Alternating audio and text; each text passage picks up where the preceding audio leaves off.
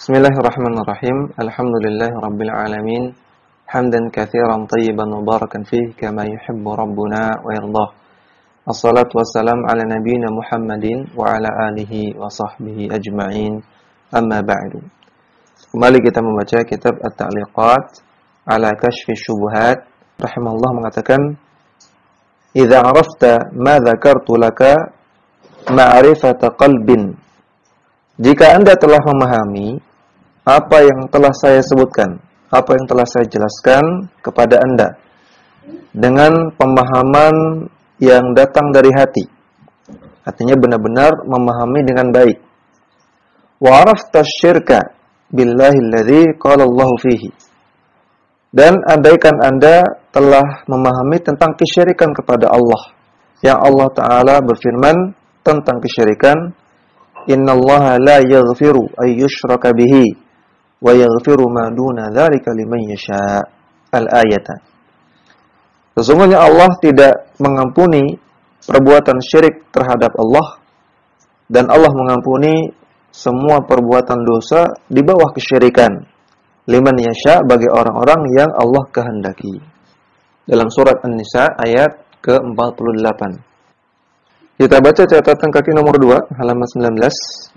Syekh Abdullah Al-Qusair mengatakan, "Yu'arrafu syirku syar'an bi'annahu taswiyatu ghairillahi billahi fima huwa min khasa'isillahi."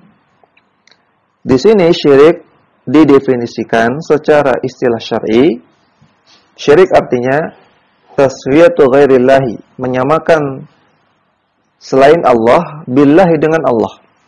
Menyamakan Allah dengan selain Allah, fima huwa min khasa'isillahi, dalam perkara-perkara yang merupakan kekhususan Allah. Ini definisi syirik. Syirik artinya menyamakan Allah dengan selain Allah dalam perkara-perkara yang khusus bagi Allah Subhanahu wa taala. Dalam masalah ibadah khusus bagi Allah. Dalam masalah penguasaan alam semesta, ini khusus bagi Allah. Masalah pengetahuan tentang ilmu gaib, ini khusus bagi Allah. Kalau ada orang yang mengklaim ada selain Allah yang berhak untuk diserahkan ibadah, yang bisa menguasai sebagian alam semesta, yang tahu perkara gaib, maka dia telah menyamakan Allah dengan selain Allah. Ya, ini namanya adalah kesyirikan. Kama qala Allah Ta'ala an ahlil jahimi. Sebagaimana Allah Ta'ala berfirman tentang penduduk neraka jahim.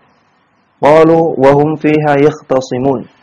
Mereka mengatakan, orang-orang musyrik, mereka mengatakan dalam keadaan mereka sedang yakhtasimun, sedang berdebat di antara mereka.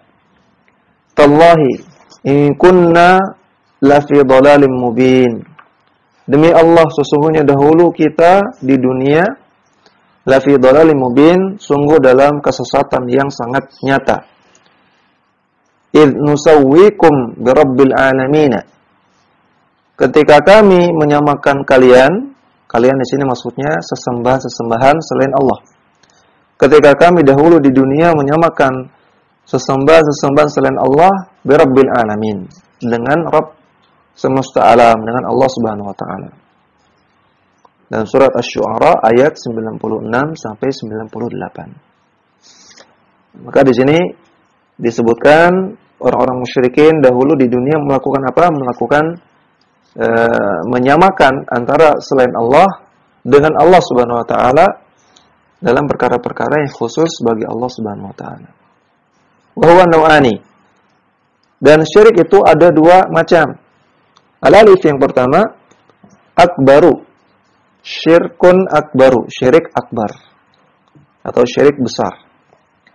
Wa da'watu ghairillahi ma'ahu, yaitu berdoa kepada selain Allah bersamaan juga dengan berdoa kepada Allah. Aw sarfu syai'in min haqqihi subhanahu li ahadin min khalqihi, atau memalingkan, menyerahkan satu saja dari hak Allah Subhanahu wa taala kepada salah satu dari makhluknya. Menyerahkan satu saja dari hak Allah Subhanahu wa taala kepada makhluknya, kepada selain Allah. Maka ini adalah syirik akbar. Kemudian yang kedua, alba asgharu, Syirkun asgharu, syirik asghar atau syirik kecil. Wa huwa ma kana dzari'atan il akbari. Aw jaa'a fi an-nususi tasmiyatuhu syirkan wa lam yasil ila haddil akbari.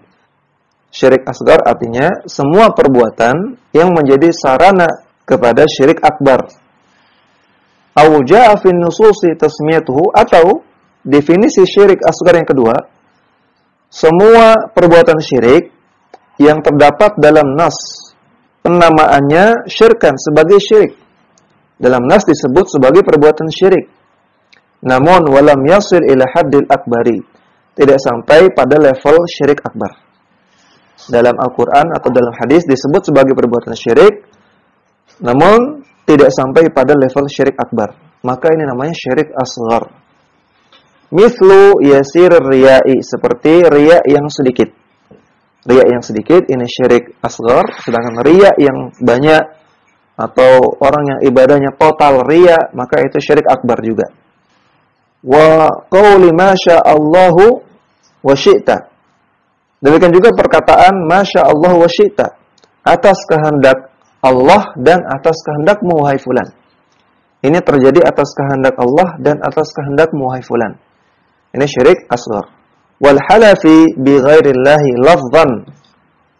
Dan contoh syirik asghar yang lain adalah bersumpah dengan nama selain Allah secara lafaznya. Seperti mengatakan demi Rasulullah. Ini bersumpah atas nama Rasulullah. Ya, bersumpah atas nama selain Allah Subhanahu wa taala. Bi ghairi qasdi ta'dhimil mahlufi bihi min dunillahi. Sekedar dalam lafaz saja tanpa ada maksud mengagungkan objek yang dijadikan sumpah tersebut selain Allah Subhanahu wa taala. Seperti misalnya ada orang yang bersumpah dengan nama Syekh Abdul Qadir Al-Jailani. Kalau dia mengatakan demi Syekh Abdul Qadir Al-Jailani, sekedar lafaz saja, sekedar ucapan saja, maka ini syirik asghar. Namun kalau dia meyakini ketika dia mengucapkan demi Syekh Abdul Qadir Al-Jailani, dia meyakini Syekh Abdul Qadir Al-Jailani ini adalah orang saleh yang agung, yang punya kuasa atas sebagian alam semesta, yang bisa mengabulkan hajat-hajat, yang berhak untuk diibadahi, maka ini menjadi syirik akbar. Kemudian tambihun wa amma syirku fil hakimiyati wa huwa al-hukmu wat tahakumu bi ghairi syar'i. Tambihun, catatan, adapun syirik dalam hakimiyah. Apa itu hakimiyah? Kata beliau, hakimiyah adalah masalah al-hukmu wat tahakum. Al-hukmu artinya penetapan hukum, dan tahakum masalah berhukum, memutuskan perkara dengan suatu hukum, itu berhukum. Bi ghairi syar'i, dengan selain hukum syar'i. Ini disebut masalah hakimiyah, atau juga disebut dengan tauhid hakimiyah oleh sebagian orang. Dan syirik dalam masalah ini disebut dengan syirik dalam hakimiyah. Ya, jadi sebagian orang meyakini adanya tauhid hakimiyah, yang mereka mengatakan tauhid hakimiyah adalah menjadikan Allah satu-satunya sebagai zat yang berhak menetapkan hukum, dan satu-satunya Allah adalah yang wajib untuk ditaati secara mutlak hukumnya. Ini namanya tauhid hakimiyah, kata mereka. Dan orang yang melanggar ini, maka dia telah melakukan syirik hakimiyah. Ketika ada orang yang meyakini boleh membuat hukum selain Allah Subhanahu wa taala, atau boleh taat kepada suatu hukum padahal ini hukum selain Allah Subhanahu wa taala, maka dia telah melakukan kesyirikan dalam hakimiyah. Maka bagaimana Ahlussunnah menanggapi masalah tauhid hakimiyah atau syirik hakimiyah ini? Perhatikan di sini beliau katakan, "Fahuwa khatirun wa syu'muhu kabirun."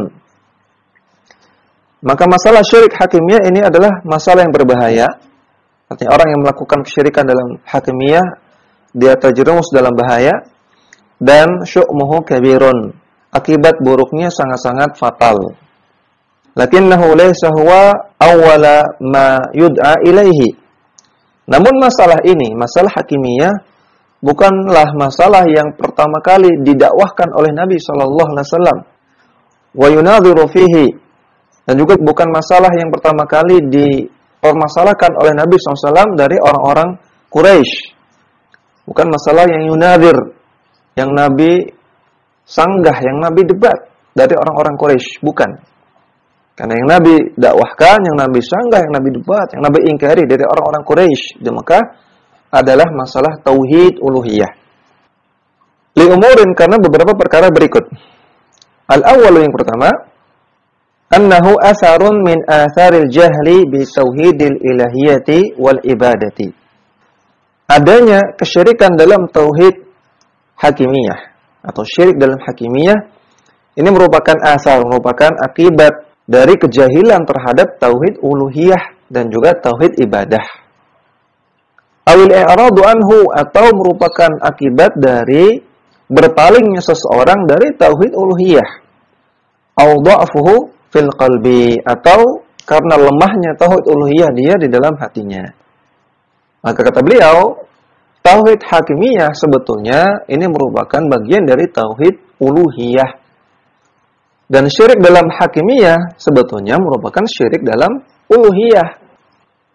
Sehingga sebenarnya tidak perlu ada istilah tauhid hakimiyah, karena sudah tercakup dalam tauhid uluhiyah. Bahkan kata para ulama, tauhid hakimiyah sebetulnya ada dalam tauhid rububiyah dan ada dalam tauhid uluhiyah. Bagaimana penjelasannya? Tadi disebutkan masalah hakimiyah ini masalahnya dua, yaitu al-hukmu wa tahakumu. Hukum, yaitu penetapan hukum. Bahwasanya satu-satunya yang berhak menetapkan ini boleh, ini enggak boleh, ini baik, ini buruk. Kemudian aturan-aturan dalam kehidupan manusia. Satu-satunya yang boleh menetapkan hanyalah Allah Subhanahu wa taala sebagai pencipta manusia, sebagai pencipta kita. Ini masalah al-hukmu. Maka ini masalah rububiyah. Ingat, tauhid rububiyah adalah tauhid tentang fi'lullah, perbuatan Allah Subhanahu wa taala. Maka penetapan hukum ini perbuatan Allah. Jadi tauhid hakimiyah dari sisi ini adalah termasuk dari tauhid rububiyah. Dan masalah yang kedua dari hakimiyah adalah masalah tahakum. Tahakum artinya berhukum, memutuskan perkara dengan hukum, tunduk kepada hukum. Maka tunduk ini adalah ibadah. Ya, al-inqiyadu, tunduk. Al-khudu'u, tunduk. Ini merupakan ibadah. Al-inqiyad dan khudu' adalah ibadah. Maka ibadah satu-satunya hanya boleh diserahkan kepada Allah. Demikian juga tunduk dalam masalah hukum. Masalah berhukum, ini hanya boleh tunduk dan taat secara mutlak kepada Allah Subhanahu wa taala. Maka ini masalah uluhiyah. Dan juga ingat bahwasanya tauhid uluhiyah disebut juga dengan tauhid fi'lul ibad, perbuatan hamba. Taat kepada hukum, masalah berhukum, ini merupakan perbuatan hamba. Jadi kesimpulannya, tauhid hakimiyah sebetulnya sudah tercakup dalam tauhid rububiyah dan tauhid uluhiyah. Orang yang melakukan pelanggaran dalam tauhid hakimiyah sebetulnya karena dia tidak paham tauhid uluhiyah dan juga tauhid rububiyah. Dan terutama tauhid uluhiyah. Karena inilah yang menjadi inti dakwah para rasul.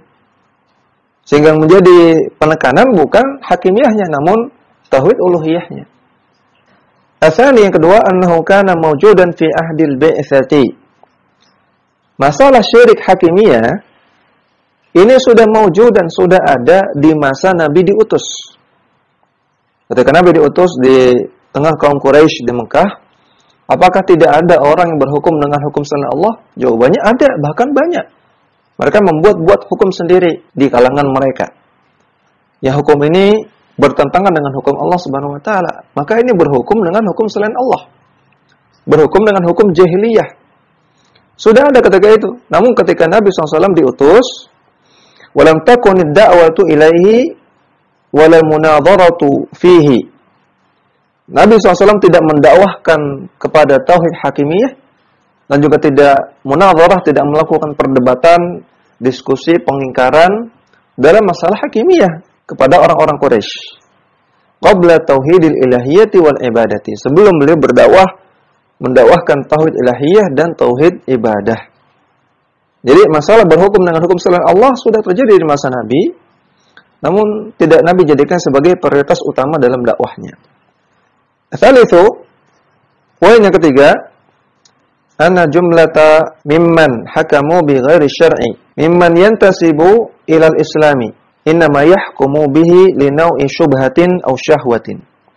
Secara umum, orang-orang yang berhukum dengan hukum selain Allah, dengan selain hukum syar'i, dari kalangan orang-orang yang mengaku orang Islam, mereka berhukum dengan hukum selain Allah karena syubhat atau karena syahwat. Aw likaunihi maghluban ala amrihi mimman huwa akbaru minhu. Atau karena dia terkalahkan. Terkalahkan artinya dia terpaksa dalam urusannya untuk taat kepada hukum selain Allah, mimman huwa akbaru minhu, dipaksa oleh orang yang lebih besar dari dia, oleh atasan dia, oleh pejabat dan yang lain. Wa hadza min qabili kaba'iri dzunubi la al-mukaffirati. Maka yang seperti ini termasuk dalam dosa besar, bukan sesuatu yang mengkafirkan. Bukan sesuatu yang membuat pelakunya kafir. Karena mereka berhukum dengan hukum selain Allah. Orang zaman sekarang yang berhukum dengan hukum selain Allah melakukannya karena syubhat, karena enggak faham, atau karena syahwat, karena mencari dunia, mencari kedudukan, atau karena terpaksa. Ya, maka tiga model orang ini kalau mereka berhukum dengan hukum selain Allah karena tiga alasan ini, mereka tidak kafir. Namun melakukan dosa besar. Tetap mereka melakukan dosa yang besar, dan kata Syekh tadi, khatirun, berbahaya. Ya, syu'muhu kabirun, sangat fatal. Li'annahu in wujida muqtada at-takfiri faqad yujadu mani'un. Karena walaupun memang terdapat faktor-faktor yang membuat mereka sebetulnya bisa terjerumus kepada kekafiran, namun terdapat faktor-faktor lain yang mani'un, yang menjadi penghalang mereka dikafirkan. Ya, jadi berhukum dengan hukum selain Allah asalnya adalah kekafiran. Maka orang-orang yang tadi, yang tiga model tadi, asalnya dia bisa dikafirkan. Namun yujadu mani'un, terdapat penghalang-penghalang yang membuat mereka tidak bisa dikafirkan. Wa takfiru syakhsi al-muayyani yahtaju ila ihtimali ahkamihi. Sedangkan mengkafirkan orang secara personal, secara tunjuk hidung, secara spesifik, ini membutuhkan kepada terpenuhinya hukum-hukumnya atau syarat-syaratnya. Maka menjatuhkan vonis kafir kepada individu tertentu, kepada individu yang spesifik, ini membutuhkan terpenuhinya syarat-syarat dan hilangnya mawani', hilangnya penghalang-penghalang. Ketika sudah terpenuhi syarat dan tidak ada penghalang, baru bisa dikatakan dia kafir. Namun kalau tidak terpenuhi syarat dan ada penghalang, maka tidak bisa dikafirkan. Maka sekali lagi, orang-orang yang berhukum dengan hukum selain Allah tidak bisa kita langsung katakan kafir. Ya, bahkan tadi kata beliau, kalau dia berhukum dengan hukum selain Allah karena syubhat atau karena syahwat atau karena dipaksa oleh orang yang lebih besar dari dia, maka ini tidak sampai kafir. Namun mereka adalah orang-orang yang melakukan dosa besar.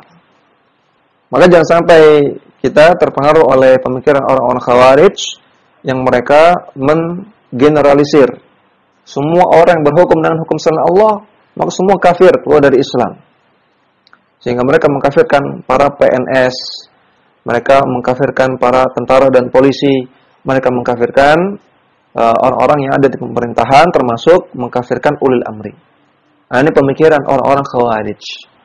Adapun Ahlussunnah merinci, seperti rincian yang beliau sebutkan tadi. Kemudian ar-rabi'u, yang keempat, yakunul hukmu bi ghairi syar'i kufran akbara fi ahwalin minha. Berhukum dengan hukum selain syar'i, dengan hukum selain Allah, merupakan kufur akbar dalam beberapa keadaan di antaranya. Al-alif yang pertama, idza istahallahu mu'taqidan annahu mithlu syar'i. Yaitu orang-orang yang menghalalkan berhukum dengan hukum selain Allah dengan keyakinan bahwasanya hukum tersebut sama dengan hukum syar'i, setara dengan hukum syar'i. Jadi boleh pilih mana saja. Hukum ini boleh, hukum syar'i boleh, karena sama-sama setara. Au ahsanu minhu, atau dia meyakini hukum tersebut lebih baik daripada hukum syar'i. Au annahu yasughu al-hukmu bihi, atau dia sekedar meyakini bolehnya berhukum dengan hukum tersebut. Maka ini membuat pelakunya masuk dalam kufur akbar, keluar dari Islam. Namun perlu kita kasih catatan bahwasanya berhukum dengan hukum selain Allah yang tercela adalah jika hukum tersebut bertentangan dengan hukum syariat. Ya, kalau ada hukum, entah itu hukum undang-undang, entah itu peraturan perusahaan, peraturan sekolah, peraturan kampus, ini kan hukum selain Allah. Masuk dalam bab ini kalau hukum tersebut bertentangan dengan hukum syariat. Adapun kalau hukumnya tidak bertentangan, maka tidak masuk dalam bab ini. Hukum undang-undang, hukum sekolah, hukum kampus, hukum perusahaan yang tidak bertentangan dengan syariat, maka tidak dikatakan berhukum dengan hukum selain Allah. Kemudian kondisi yang kedua, idza samnal qawanina al-wad'iyyata wa alzama biha wa hamaha. Yaitu kalau seseorang membuat qawanin, undang-undang wad'iyyah, buatan manusia, wa alzama biha, dan mewajibkan orang untuk menaati undang-undang tersebut, wa hamaha, dan membela undang-undang tersebut. Ya, undang-undang yang bertentangan dengan hukum Allah Subhanahu wa taala, bukan yang sejalan. Nah, kalau dia membuat, bahkan dia mewajibkan orang, bahkan dia membelanya, padahal ini adalah hukum yang bertentangan dengan hukum Allah, maka dia kufur akbar, keluar dari Islam. Ya, kalau contohnya adalah aturan undang-undang yang membolehkan untuk membeli minuman keras asalkan sudah lebih dari 21 tahun. Maka ini undang-undang yang bertentangan dengan hukum Allah. Hukum Allah mengatakan khamr, minuman keras itu haram untuk umur berapapun. Maka undang-undang yang menyatakan boleh membeli minuman keras yang penting di atas 21 tahun, ini adalah hukum yang bertentangan dengan hukum Allah. Maka orang yang membuat undang-undang ini, yang menyetujuinya, yang mewajibkan untuk mengikuti undang-undang ini dan membelanya, dia terjerumus ke dalam kufur akbar. Wal'iyadzubillah. Wa bihadza yatabayyanu anna likulli syakhsin halatan wa likulli halatin hukmun.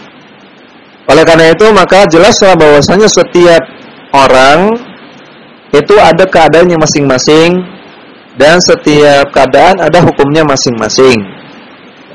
Sehingga sekali lagi tidak bisa kita menggeneralisir bahwasanya semua orang yang berhukum dengan hukum Allah itu semuanya kafir.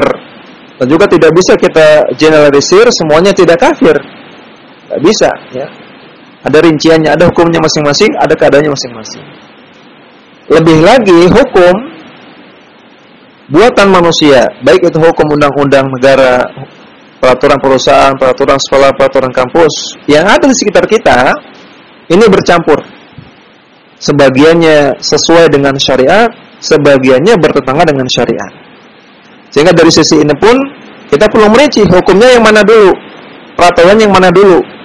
Yang kalau ditaati bisa terjerumus dalam kufur akbar, tidak semuanya.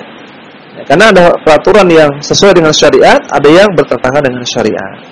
Kemudian al-khamisu, poin yang kelima, anna ghaliba man khadu fi syirkil hakimiyati wa syaddadu fihi luhidha alaihim taqsirun aw tafritun fil inayati fid da'wati ila tauhidil uluhiyati ilahiyati wal ibadati.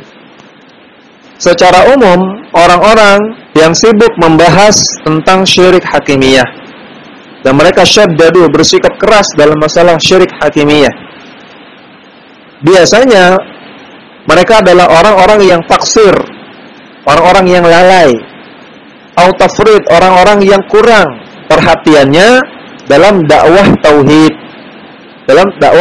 ilahiyah dan tauhid ibadah.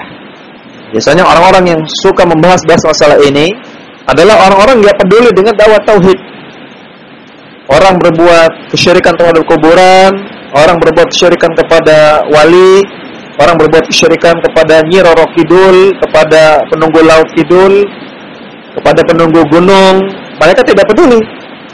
Tapi ketika terkait dengan masalah hakimiyah, baru mereka bersikap lantang. Wa inkari syirki wal bid'ah al-musilati ilaihi. Dan mereka juga tidak punya perhatian dalam mengingkari kesyirikan dan juga mengingkari kebid'ahan yang mengantarkan kepada kesyirikan. Mereka tidak punya perhatian terhadap pengingkaran kepada kesyirikan dan juga kebid'ahan. Wa annahum rubbama sana'u khusumahum idza hasala lahum ma yuriduna min umurid dunya. Dan terkadang mereka membuat-buat permasalahan mereka tersebut ketika mereka ingin mendapatkan sesuatu dari perkara duniawi. Ya, perhatikan, ketika ada orang berbuat syirik di kuburan, ketika ada orang berbuat syirik di pantai, di laut kidul, di gunung-gunung, di pohon keramat, mereka tidak mempermasalahkan. Tapi ketika harga bensin naik, harga sembako naik, langsung mereka lantang menyuarakan tentang tauhid hakimiyah, tentang syirik hakimiyah, kemudian mereka mengkafirkan pemerintah.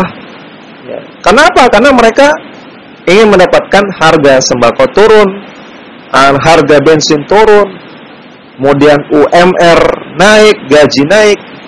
Dan ini semua merupakan perkara duniawi. Semoga Allah Ta'ala memberikan hidayah kepada mereka. Kemudian as-sadisu, poin yang ke-6, inna da'wata ilaihi sarat masyubatan bi syai'in min hadzin nafsi. Mendakwahkan tauhid hakimiyah pada zaman sekarang sudah terselipkan dengan perkara-perkara urusan pribadi, urusan personal.